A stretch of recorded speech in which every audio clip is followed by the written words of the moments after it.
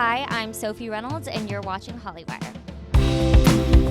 So you're on the host committee tonight. Yes, I am. So what has that been like, and what do you do on a host committee for an event like this? So for an event like this specifically, I'm also actively involved with the foundation as a creative advisor and was one of the founding members of it in 2019. Right. So I'm especially involved in this tonight, and we've spent so much time. Our team has done such a great job planning every detail, and events like this, not only is it amazing that we get to honor Cameron, but I can't stress the importance of awareness in the epilepsy space and how much love and attention an event like this can bring. And so we just want to make sure that not only are we honoring Cameron, but the members of the epilepsy community with the highest respect and the most love that we can. I love that. What is something that you think a lot of people get wrong about epilepsy, and what is the truth now that you've been working with the cause? Well, I think epilepsy is a very personal disease, and it affects everyone really differently.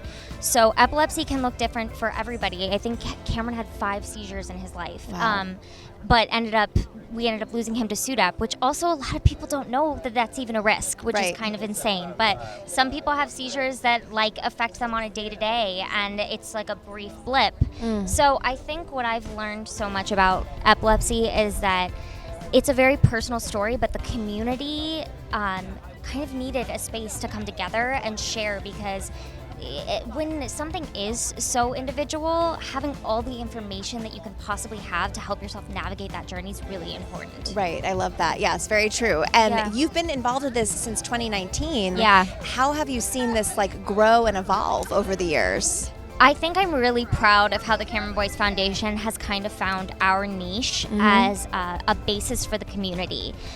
From a research perspective, we have sort of established ourselves in being big advocates for SUDEP, but also from a community perspective, we've developed support groups and stuff that have gotten a lot of attention, and it's been amazing to hear people's stories and hear how people are willing to share and talk with us about their epilepsy, because I know how hard that is.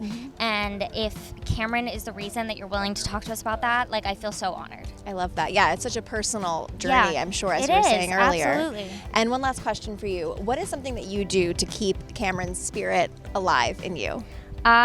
Every time I laugh with my friends, with our friends, that's when I feel like I remember him the most.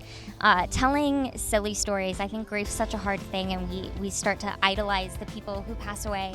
And sometimes telling stories about something really stupid they do is the best way to keep that person alive. Oh, now I need to know a silly story. Oh my What's God. a silly story? Oh God, I don't know. I think stories of him dancing and making, ridiculous jokes, or honestly forgetting to show up places all the time. I was half his calendar, I swear.